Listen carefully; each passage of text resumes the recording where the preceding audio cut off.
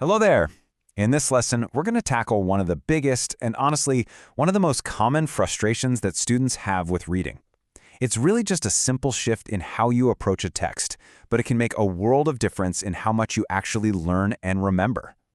So let me ask you this. Have you ever gotten to the bottom of a page, maybe even a whole chapter, and you suddenly realize you have absolutely no idea what you just read? I mean, your eyes moved across the words for sure, but the information? It just didn't stick. If that sounds familiar, well, you're definitely not alone. You know, that experience actually has a name. It's called passive reading.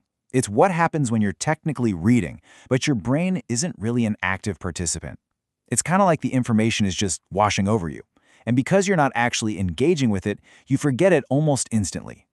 Okay, so let's look at the difference here.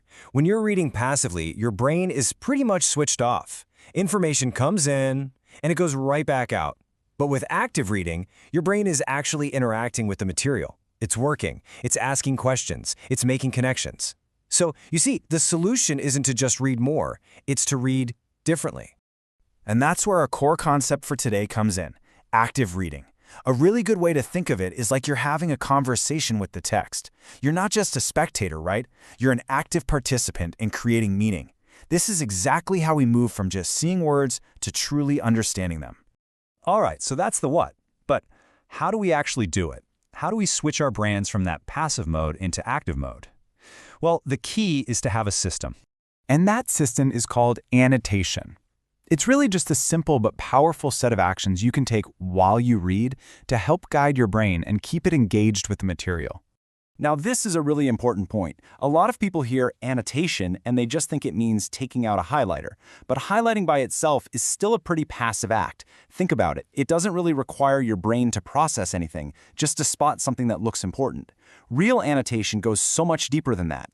So, let's break this system down. When you underline a key idea, you're forcing your brain to decide, hey, what's really important here? When you circle an important term, you're flagging it for yourself to review later. Putting a question mark next to something confusing, that forces you to admit what you don't understand, which, by the way, is always the first step to actually learning it.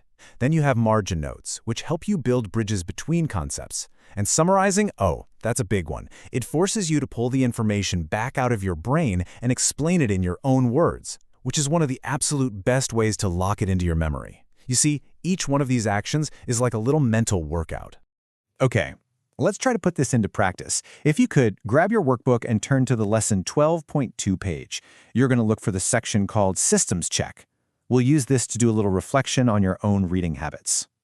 All right, you should see 4 options there. I just want you to take a second and honestly assess how you read right now. Are you mostly passive? Do you just use a highlighter? Maybe you write some notes here and there? Or are you already doing some form of active annotation? Go ahead and pause here if you need to, and check the box that best describes you. Okay, great. Now that you've identified your starting point, let's think about how we can start to apply this. Just move down to the next section on your page, the one called Reflection. I want you to think about a class you have right now where you have to do some reading. Could be history, science, English, anything. Now, really picture yourself doing the reading for that class, but instead of just letting your eyes scan the page, what would it actually look like to use this annotation system we've been talking about? What kinds of things would you underline? What questions might you jot down in the margin? Go ahead and take a moment to pause and write down your thoughts right there in the workbook. There's this quote that I think really gets to the heart of all this. It says, if your hand is not moving, your brain is probably not processing. And that's so true. The physical act of moving your hand, whether it's to underline, circle, or write a note, is directly linked to your mental engagement. Annotation is what literally switches your brain on and gets it processing. And that is the real key to improving your comprehension. So, if you remember one thing, remember this. Annotation is the bridge. It's what takes you from just passively seeing the words on a page to actively understanding and remembering the ideas behind them. Okay, your next step is simple. Go ahead and finish up the rest of that lesson 12.2 page in your workbook. And coming up next, we're going to take this a step further. We'll explore how you can use your brain's own natural memory system to make sure that what you've actively read really sticks for the long term.